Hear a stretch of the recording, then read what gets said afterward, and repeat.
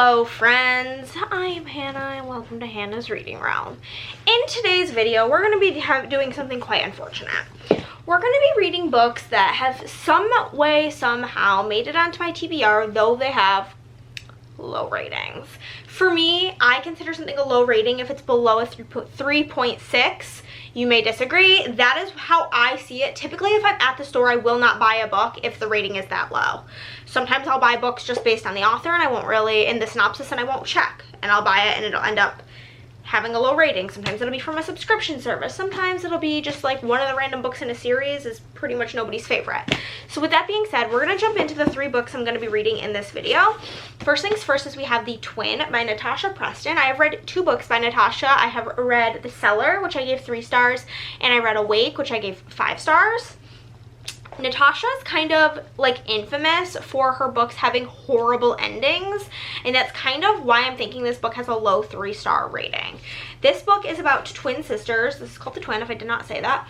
Ivy and Iris, and they have not lived together for years. When their mother and father got divorced, each parent got custody of one twin, but after an accident that takes the mom's life, the devastated sisters are reunited, and Iris moves in with Ivy and the dad. Iris takes their mom's death especially hard. She barely talks, spending hours alone in her room. Ivy cannot stand to see Iris so sad. She promised Iris that she can share her life now. After all, they're sisters, twins. It's a promise that Iris takes seriously, and before long, Ivy's friends, her teachers, and even her boyfriend fall under Iris's spell. Soon, Ivy begins to think there's something wrong with her twin. It's almost like Iris is out to get her. Ivy tells herself she's being paranoid. It's not like she's in any danger from her twin, ... So, I think it sounds good. We will see. We have Well Played by Jen DeLuca. This is the 2nd book in the Well Met series. I loved book 1. I gave it 4 stars. I thought it was amazing. This is book 2, and it does have a lower, like, all the other books in the series are around a 3.7, 3.8, and this one I think has like a 3.5. So, for whatever reason, people are not Live, Laugh, Loving Well Played. This is a little Ren Fair romance. This is about Stacy. Stacy is jolted when her friends Simon and Emily get engaged. Simon and Emily are the couple from the 1st book. She knew she was putting her life on hold when she stayed in Willow Creek to care for her sick mother, but it's been years now, and even though Stacy loves spending her summers pouring drinks and flirting with patrons at the local Ren Fair, she wants more out of life. Stacy vows to have things figured out by the time her friends get hitched at the fair next summer. Maybe she'll even find the one. When Stacy imagined her dream guy, it never occurred to her that her summertime fair fling, Dex McLean, might fit the bill. So that'll be that.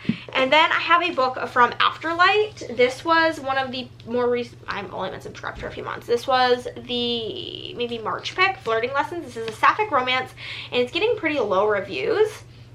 Has like a 3.5, I believe, somewhere around there. This is about Avery. Avery is almost 30, newly single, and ready for a change. She wants to get a hobby, date around, especially women, and flirt with everyone she sees. One problem, she has next to no experience when it comes to dating and even less confidence. Enter Taylor Cameron, champion heartbreaker. She just broke up with her most recent girlfriend, and her best friend bet her that she can't go 2 months without sleeping with someone. So she offers to give Avery flirting lessons. So that'll be that. Hopefully I like them, but the jury is out.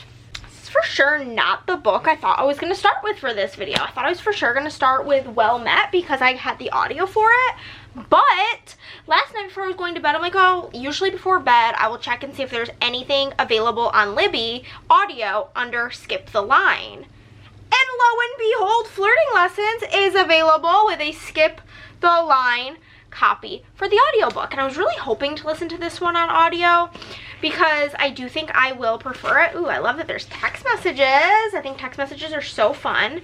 And yeah, we are about to go jump into the audio for this. This is my least favorite Afterlight edition that I own. I will show it to you guys in case you are interested.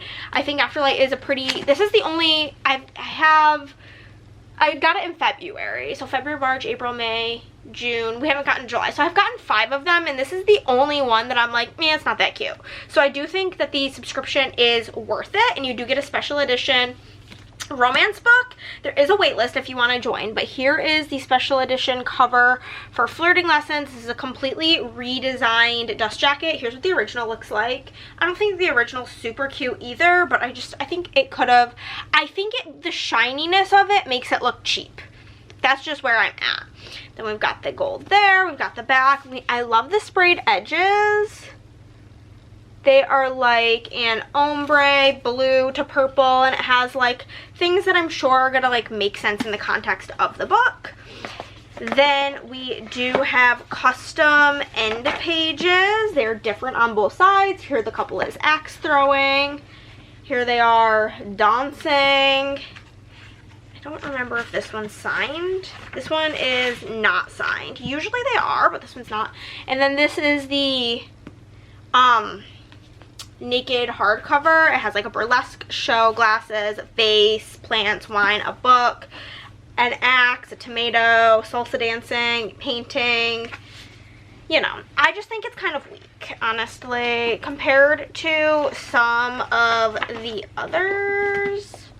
It's not my favorite, but hopefully I think the book is decent. I think I have, like, for example, I did not, oh my god, this is gonna be kind of like a biatch to get out, but whatever. I didn't like this book, but this is a different one that I got from Afterlight, and like, look at how good this is. It's so pretty. So that's what I mean, that this one's just kind of a disappointing vibes. But I am glad that it's purple instead of pink, because purple is the color I have the least of books. Like, books just aren't purple. So let's get into Flirting Lessons, and this is by Jasmine Guillory. If I have not mentioned that, I've never read from this author, so I'm excited to try her out. And yeah, again, this has like a 3.4 or something on Goodreads, so I'm scared.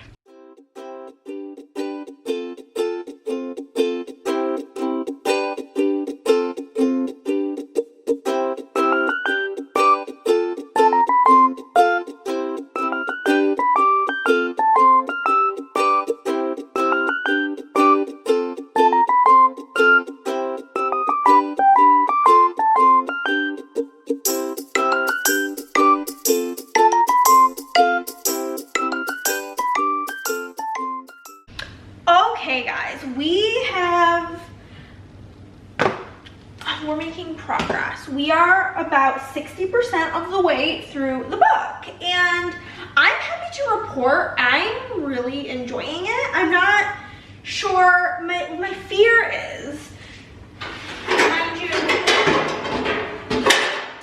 I'm making myself, my plan for lunches this week is taco salad. It's my like fixation currently, but I need to make the taco meat, so that's gonna be step one while I talk about this. So my fear is there's gonna be some sort of like, what's the word I'm looking for? Like unforgivable third act breakup is my current fear, because I'm otherwise, like, I don't have any complaints. So in this book, hold on, let me get all of my taco supplies. Wait, taco seasoning. I just buy this bag of tostadas, it's like $2. And then I'll just heat them up in the oven when this gets close to being done. So I don't want to burn them, because that's my superpower, buddy. I use a whole, this was like a 3-pack, but I use a romaine heart. I'll just use probably the remainder of this cut up onion. I like a lot of onion because I'm gross. Ooh, I should have probably bought an extra taco sauce while I was at the store this week, and I did not. So that's kind of tragic. Got a little bit of sour cream left in this, and then we've got my taco sauce here. I like a lot of taco sauce. That's also something very specific about me. I've got a giant bag of Fiesta blend cheese. And some corn. So, and then obviously we will have, I'm making ground chicken, but basically, so far in this book, we have our 2 female main characters, because it's sapphic romance. There is Taylor and Avery. So Taylor, right? Yeah. Taylor's kind of like a very flirtatious, never in a serious relationship, kind of like a serial dater type of person. And she is friends with this guy who's also friends with Avery, and they kind of like meet at an event at a winery.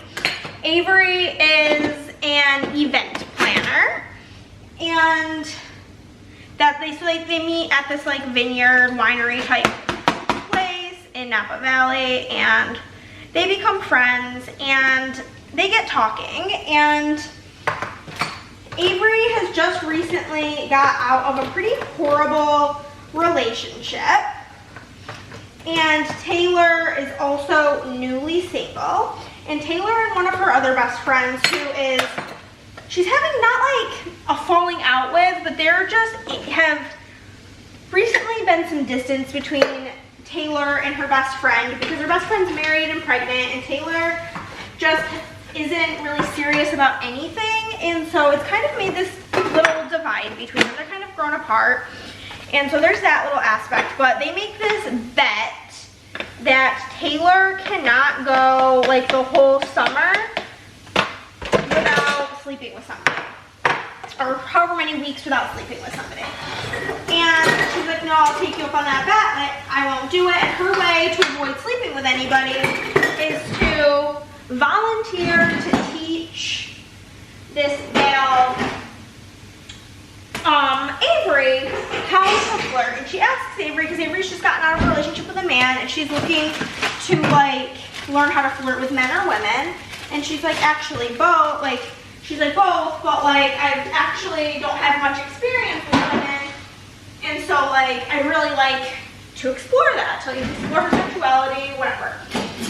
So they keep going on all of these like little date situations to essentially teach Avery how to flirt. Over the time, they are starting to kind of like each other, and obviously they end up sleeping with each other, and she loses the bet. And in the bet, she has to plan her friend's baby shower with like her best friend's new friend, who she doesn't really like because she feels like she's being replaced by this new girl. So it's definitely very good so far. I'm really enjoying it. We just got to the part where they have hooked up, but Avery's trying really hard to not get attached, because she knows how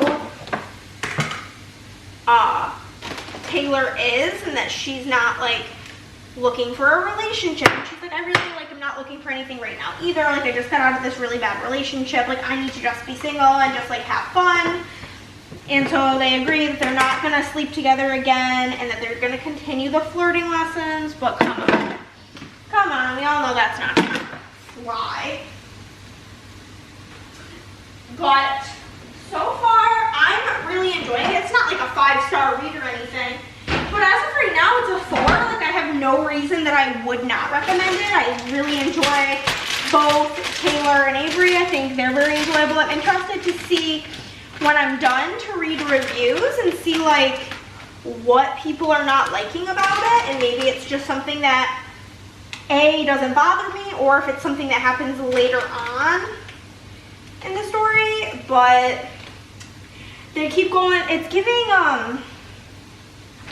like, it feels kind of like a movie that I've seen, or maybe a different book that I've read. It kind of actually almost reminds me of the Christina Lauren book, Josh and Hazel's Guide to Not Dating, where they like keep planning dates for like them to go on a date with somebody else, but really they would rather just go on a date together, but nobody wants to admit it. It's kind of the vibes that I'm getting. But they like are going to pottery painting classes. They're going to a burlesque show. They're going to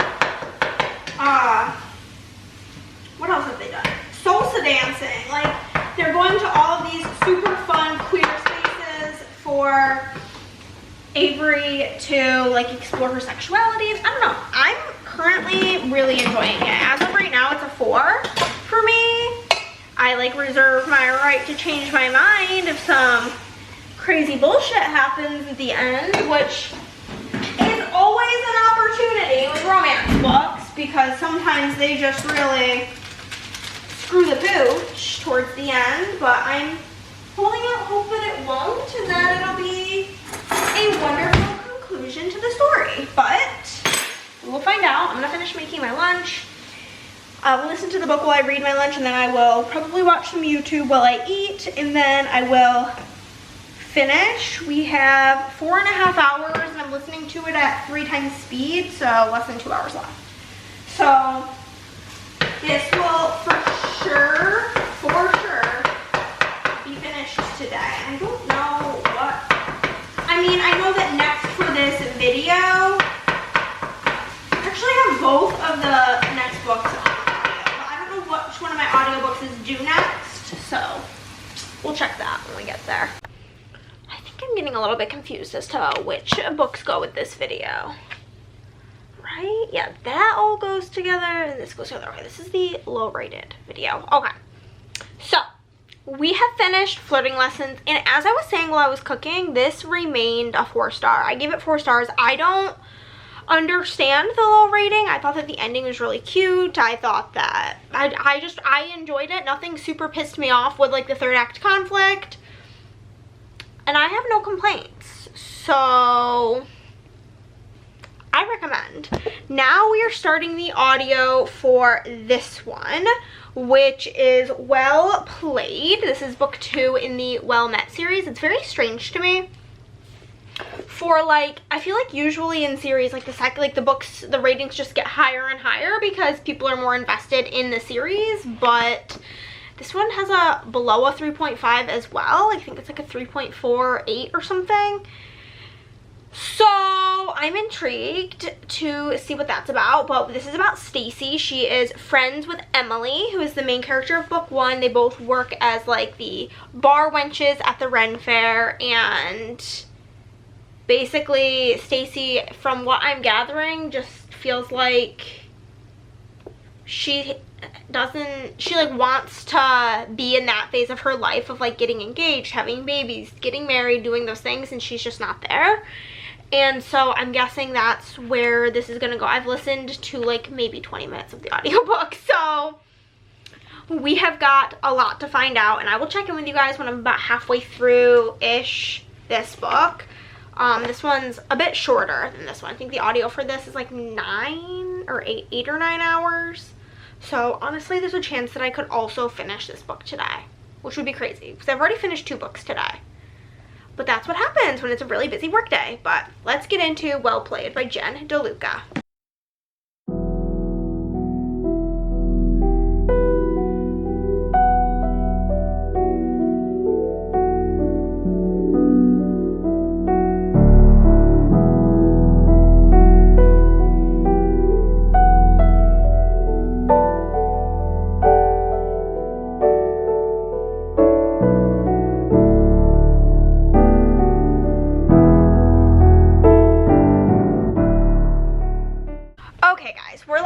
Through this book, so I definitely have a better sense of what is going on.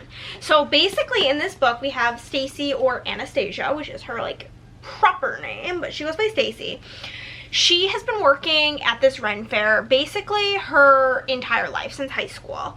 She started out like singing in the choir for the Ren Fair, like the performance aspect. Now she works as at the bar, blah blah blah. So basically there's this guy at the fair that she like hooks up with like every summer. They don't really have a relationship, but now her friend Emily, who book 1 is about, is getting married. She's a bridesmaid in the wedding, and she's really just like wanting to settle down, which is kind of what I said before. But she basically gets drunk and messages the fan Instagram for this band that performs at the Ren Fair every year, which is how the guy that she hooks up with is part of the band.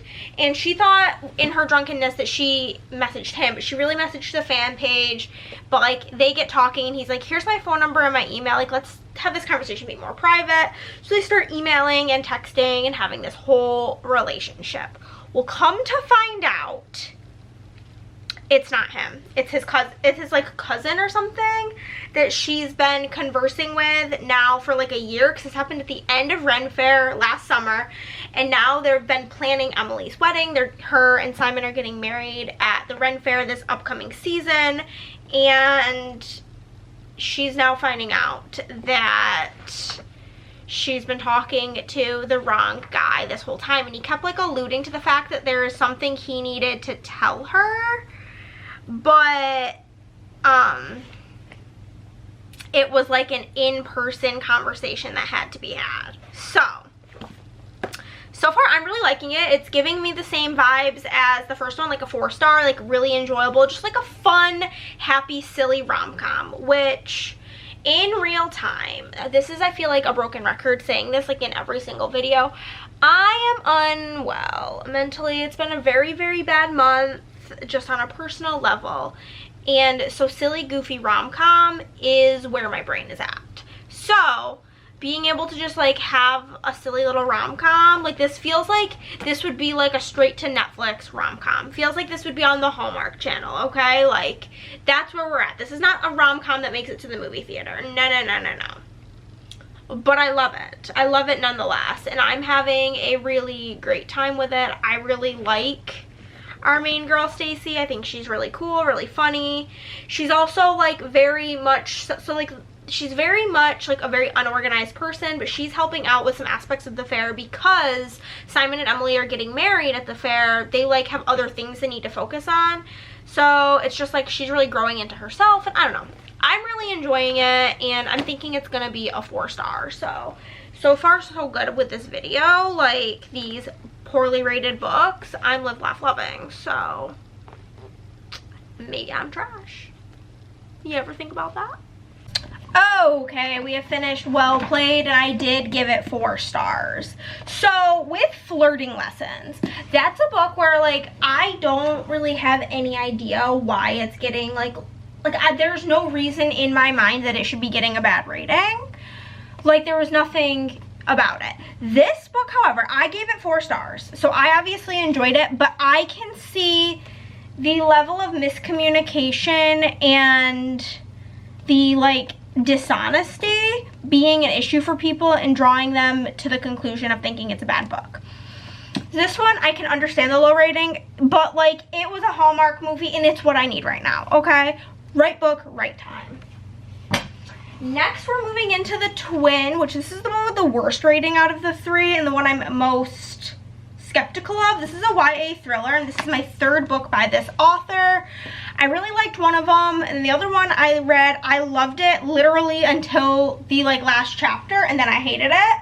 And I know from my sister, who's read a lot from this author, that's something this author kind of is notorious for, is not horrifying, just like very stupid endings. So we'll see how we feel about The Twin. I am gonna start this tonight. I'm like almost done with my work for the day, but we'll obviously finish it tomorrow. It's 8:30 p.m. I'm not finishing it tonight. It's just not, that's not happening.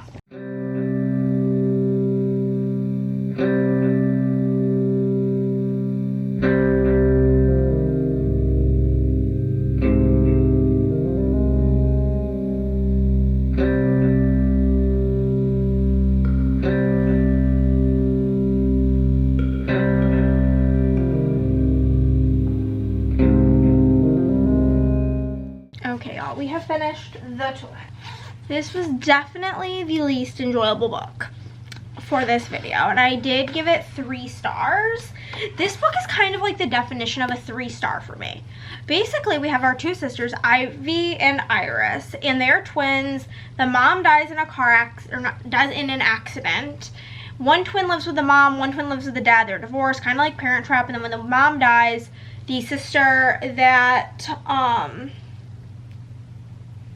so Iris had lived with the mom, and so now Iris is moving in with Ivy and the dad, and she's basically like trying to become Ivy. Like she's only wearing Ivy's clothes. She cuts her hair to be the same length as Ivy's. So that was like their distinguishing feature, is that Ivy's hair is like to her shoulders and Iris's hair is like to her butt.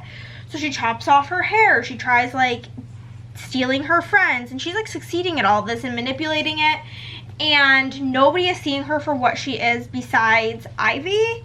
And that's like the premise of the story. I don't want to say too much because there were actually some quite like interesting and surprising reveals in this book, but it's just one that like I'm literally never, so long as I live, ever gonna think about this book again. You know what I mean? Like, it was good, the pacing was good, it was a good length, it was fun while I was listening to it. I was like, oh, okay. Like, I felt connected to Ivy and Iris and the dad and the friend group. Like, I really connected with everything in the book. It just like didn't have the like pizzazz to like make me remember it. So, but I would say in this video of reading these low rated books, I would say it's pretty successful that my lowest rated book is 3 stars in a video about reading books with bad ratings. So we did give the twin 3 stars. And then we had 2 4-star romances. And another contributing factor could also be that I've just really not been in the mood for anything but silly little romances because it's just what my brain can handle right now. So with that, we gave 4 stars to Well Played, and I can't wait to continue on in this series, and 4 stars to Flirting Lessons by Jasmine Guillory. I don't know if I mentioned this, but yes, I think I did. It wasn't a contributing factor to me, but the fact that this whole book is only like 13 chapters is kind of a jump scare, I will admit. Like, that's what, or 18 chapters, but regardless, like, that's kind of crazy to me. But that is everything for this video, guys. Let me know what the lowest rated book you have on your TBR. And I'll talk to you next time. Bye.